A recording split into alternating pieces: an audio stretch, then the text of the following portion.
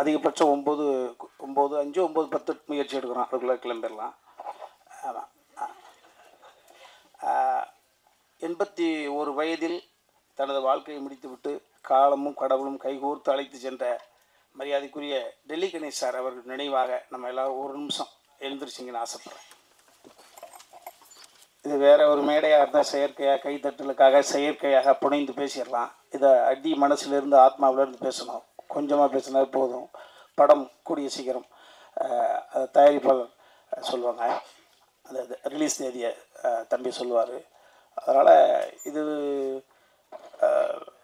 நான் சொல்ல ஆசைப்பட்டதை மரியாதைக்குரிய ராஜ்கபூர் சார் சொல்லிட்டாங்க. 3 தினங்களுக்கு முன்பு ஒரு பாரம்பரியம் உள்ள ஒரு யூனிவர்சிட்டியில் அர்ஜுன் சாருக்கு டாக்டர் பட்டம் கொடுத்தாங்கன்றது ஒரு அற்புதமான செய்தியை. நீண்ட இடைவெளிக்கு பிறகு ஃபீல் குட் டைரக்டர் சகோதரர் அதியமான் சார் மேடையில் இருப்பதெல்லாம் நான் பெருமையாக நினைக்கிறேன். எவ்வளவு பணம் சம்பாதிச்சோம், எப்படி வெற்றிகளை கொடுத்த உழைப்பு ஒன்று தான். ஸோ அதான் கஷ்டத்தை எவன் ஒருவனுக்கு கடவுள் அதிகமாக கொடுக்குறானோ ஆயுசு அவங்களுக்கு அதிகம்னு அர்த்தம். அதை நிச்சயமாக நான் நம்புகிறேன். நீண்ட இடைவெளிக்கு பிறகு சக இயக்குநர்களை மேலே பார்ப்பது சந்தோஷம். அதெல்லாம் தாண்டி ஒரு 77 to 87 10 வருட காலம் இந்த பூமியில் ஆட்சி செய்த, ஒரு நாள் ஒரு மருந்துக்கு கூட சிறைக்கு போகாத வகையில் மிகப்பெரிய புரட்சித் தலைவர் புகழை மிகப்பெரியவர் கவசமாக இருந்து காத்த ஆரம்பி ஐயா அவர்களுடைய அருமை மருமகன், சுய ஒழுக்க சிந்தனையாளர், நேர்மையின் உச்சம், எல்லாரும் சேர்ந்து வந்து அமர்ந்திருப்பதை போல சத்யஜோதி தியாகராஜன் ஐயா வந்து அமர்ந்திருப்பதை நான் நினைக்கிறேன். இங்கே எம்ஜிஆரும் நீங்களே, ஆரம் வீரப்பன் ஐயாவும் நீங்களே, எல்லோரும் நீங்களே. மகிழ்ச்சி ஐயா. எனது மகன் உமாபதி இயக்குநராக பரிமளிக்கக்கூடிய இந்த விழாவிலே நீங்கள் வந்து அமர்ந்திருப்பது, இவ்வளவு நேரம் அமர்ந்திருப்பது, நான் கூட நினச்சேன் பேசிட்ட விட நம்பியலாம்னு. ஆனால் நீங்கள் ஆசைப்பட்டு அமர்ந்திருக்கிறீங்க, மறக்க மாட்டேங்க ஐயா. உங்களுடைய பொன்னான நேரம் ஒரு குடும்ப விழாவிலேருந்து வந்து உங்களுடைய அந்த பிள்ளையை ஆராதனை பண்ணுறீங்க, ஆசீர்வாதம் பண்ணுறீங்க. வாழ்க்கையில் எந்த நிர்தேசம் மறக்க மாட்டேன். ரொம்ப மகிழ்ச்சிங்க ஐயா. அடுத்ததாக நான் ஃப்ளோவாக பேசுகிறதில்ல, தம்பி சுரேஷ் காமாட்சி வந்து இந்த கதையை தம்பி வெற்றி குமரன் சொன்னதை போல் ஒரே சந்திப்பு 2 மணி நேரம் படத்தை இப்படி ஓட்டி ஒரு சந்திப்பில் காமிச்ச தம்பி அண்ணன் அடுத்து என்ன பண்ண போகிறீங்க நம்மளை திரும்பவும் சொல்லுகிறேன், இது சபைக்காக கிடையாது. இந்த கதை உருவானதற்கான காரணம், நான் சின்ன வயசில் என்னை விட வயதில் மூத்தவர்கள், என்னை விட இந்த பூமியை முதல்ல பார்த்தவர்கள், அவர்கள்ட்ட பார்த்த உடனே, அது குறிப்பாக கிழவிகளாக இருந்தால் கிழவனாக இருந்தால் 10-12 வயசில் அருகில் அமர்ந்து சுருங்கி போன தசையை தடவி விட்டு அவருடைய வாழ்க்கையை நான் கேட்பேன். தாத்தாவுக்கு உனக்கு எத்தனை மாதிரி சண்டை பிடிச்சி, ஃபஸ்ட் நைட்டே நினச்சா இல்லை கொஞ்சம் 5 நாள் செடு நினச்சா, சண்டை போட்டு பிரிஞ்சது போய் யார் முதல்ல போய் பேசுவாங்க? அப்படியா? ஓஹோ.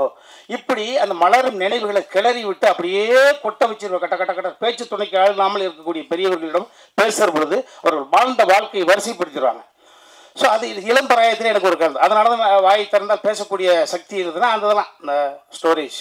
அதற்கு பிறகு ஓரளவு இந்த திரையுலகம் எனக்கு ஒரு சிறிய பெயரை கொடுத்த பிறகு, சகோதரர் பிரபு சாலமன் மூலமாக ஒரு பெயர் எனக்கு கிடைத்த பிறகு, நான் என்னை பார்க்கக்கூடிய பெரிய தொழிலதிபர்களாக நான் அவுட் ஆஃப் சப்ஜெக்ட் பேசுகிற பொழுது, தத்துவம் பேசுகிற பொழுது அப்படி மடை திறந்த விளம்பரம் உண்மையை கொட்டிடுறாங்க. அது இது தனுசு ராசி, மீன இலக்கணம், போராடம், அதை நம்ப தான் தோணுது, எல்லாம் சொல்லிடுவாங்க. அப்படி நிறைய தொழிலதிபர்களுடைய கதையை நான் கேட்கிற பொழுது, ஒரு குறிப்பிட்ட ஒரு தொழிலதிபர் மனிதன் புனிதராக இருக்கக்கூடிய ஒரு அற்புதமான ஒரு ஆத்மா, அவருடைய நினைவுகள், அவர் வாழ்ந்த வாழ்க்கையை, அவருடைய ஒட்டுமொத்த ரகசியத்தையும் பச்சை குழந்தை போல இளநிக்கு இருக்கக்கூடிய தண்ணி போல அப்படியே கொட்டி தீர்த்தாரு. அது உள்ளுக்குள்ள இருந்தது. சரி, இது எப்போது வடிவப்படுத்தணுமே அப்படின்னு நினைக்கிற பொழுதுதான் எனது தாய் எனக்கு கொடுக்கவில்லை. ஆனால் இன்னொரு தாய்க்கு பிறந்து எனக்கு தம்பியாக இருந்து என்னை தாங்கி பிடித்து கொண்டிருக்கக்கூடிய என் வாழ்க்கையோட மிச்சம் உச்சம் எல்லாமே சமுத்திரக்கனி தான். அதை எல்லா இடத்துலையும் சொல்லுவேன். இந்த சினிமா என்னை எத்தனையோ புரட்டி எடுத்திருக்குது. என்னை பயன்படுத்துவார்கள், பயணம் செய்வார்கள், பயணத்தோடு இருப்பார்கள், என் பக்கத்திலும் இருப்பான் என்றால் என் அன்பு தம்பி சமுத்திரக்கனி தான். எனது ஒட்டுமொத்த உறவுகளும் ரத்த சொந்தம் ஒட்டுமொத்தமாக விட்டாலும் தம்பி வீட்டில் போனால் தனியாக சந்தோஷமாக பார்த்துக்கலாம். அதை விட்டு தான் எங்கள் வீட்டில் மிரட்டிக்கிட்டே இருக்கேன் நான். என் தம்பி இருக்கான், என் தம்பி கொஞ்சம் அப்படி மரியாதை ரைட்டாக 7 மணிக்கு கொடுத்து 7:10 வந்தாவே எனக்கு கால் அனுப்பான்னு ஆயிரும். என்னடா 5 நாள் ஷூட்டிங் போல என்ன 7:10 வருது காஃபி? ஓ, அப்போ தம்பி சமுத்திரக்கனிக்கு போன போட்ட வேண்டியதான். வேற எதுவும் இல்லை, ஒரு பிள்ளைய வச்சு தான் நான் வாழ்ந்துக்கிட்டு இருக்கேன். இப்போ அப்போ உமாபதிக்குன்னா அந்த பெரிய தடி விட்டு 5 போடுவார். இது என்னடா?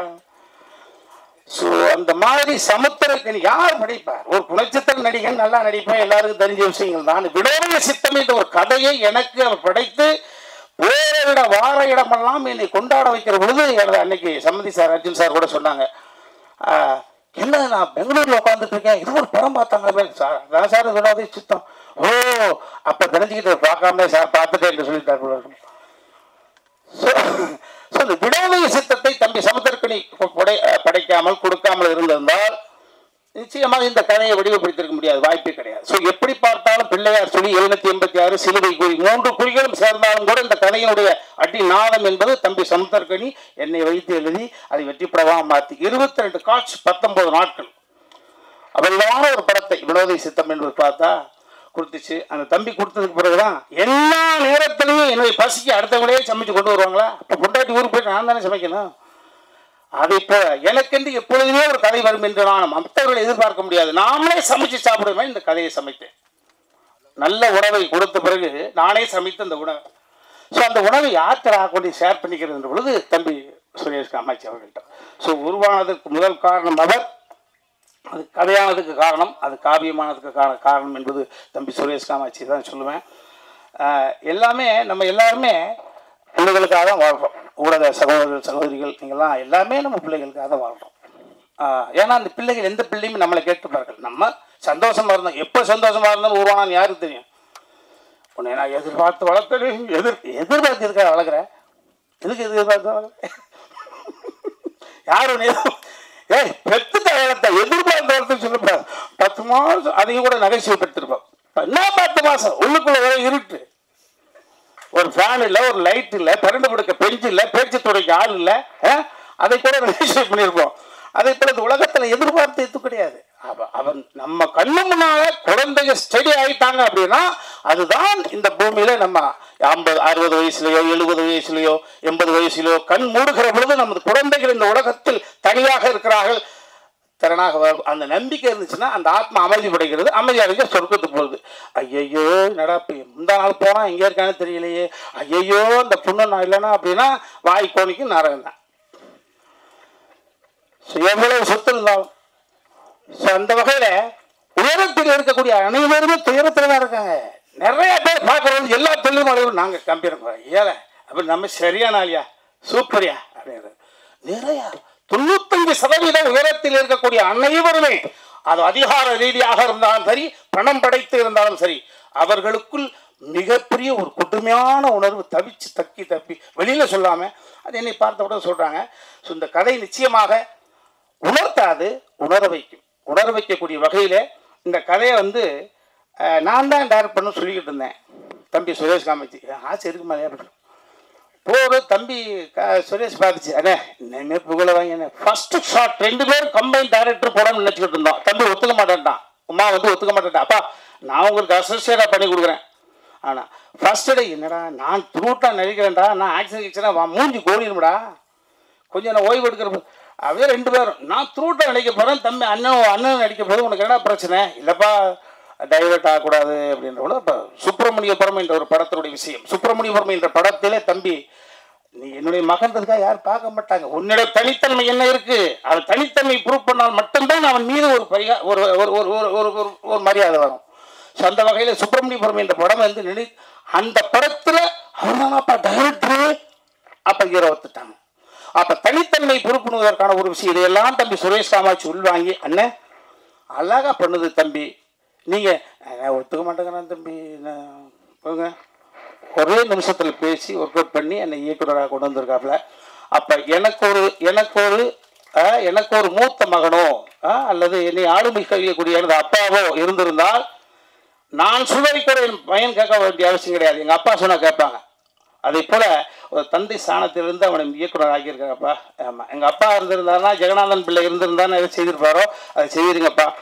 வாட் எவர் இட் இஸ், உன் வாழ்க்கையில் நாங்கள் 2 தடவை கலந்துருப்போம், எவ்வளோ உயரத்துக்கு பாருங்க ஒன்று இருக்க வேல் சென்றாலும் உனக்கு கடமைப்பட்டவனே சொல்லிட்டான். நான் சொல்லாமல் இருந்து தான் சங்கட்டம், ரொம்ப மகிழ்ச்சி. ஸோ இந்த எல்லா தம்பிமார்களும் இந்த படத்தில் நடித்த அத்தனை நிறைய நிகழ்வுகள் இருக்குது, அதை நாங்கள் ஷேர் பண்ணிப்போம்.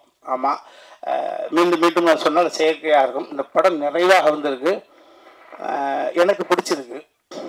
ஆமாம், அது எனக்கு பிடிச்சிருக்குன்ற காரணத்தினால தான் இவ்வளோ நேரம் சிரித்தேன். பாருங்க, முகம் நல்லா இருக்குது. என் மனைவி வந்திருக்காங்க.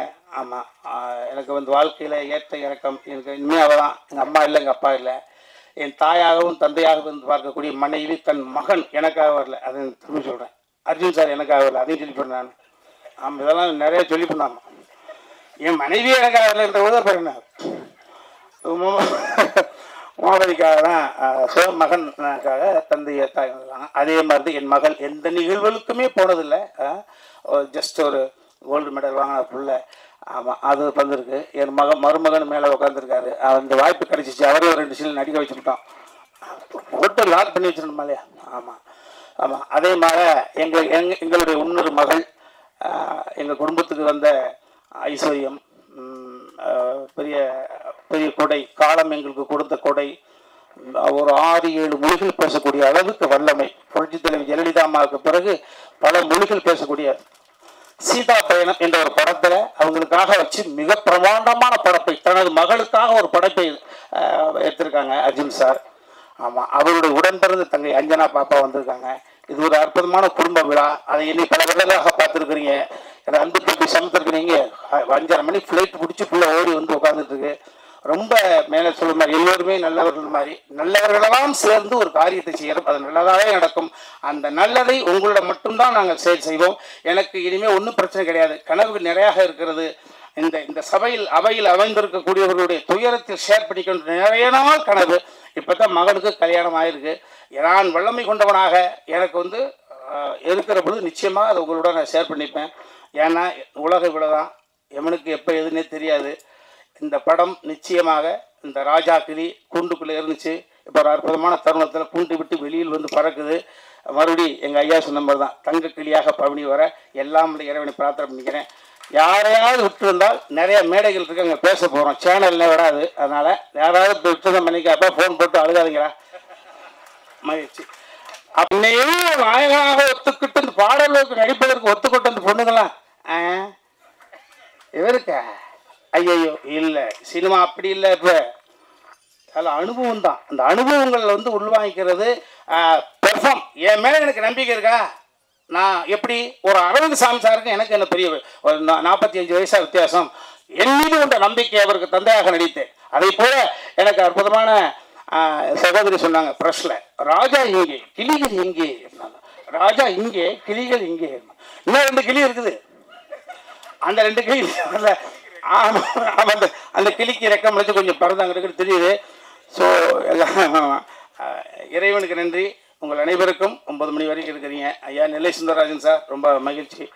எல்லாருக்கும் நன்றி, எல்லாருக்கும் நன்றி.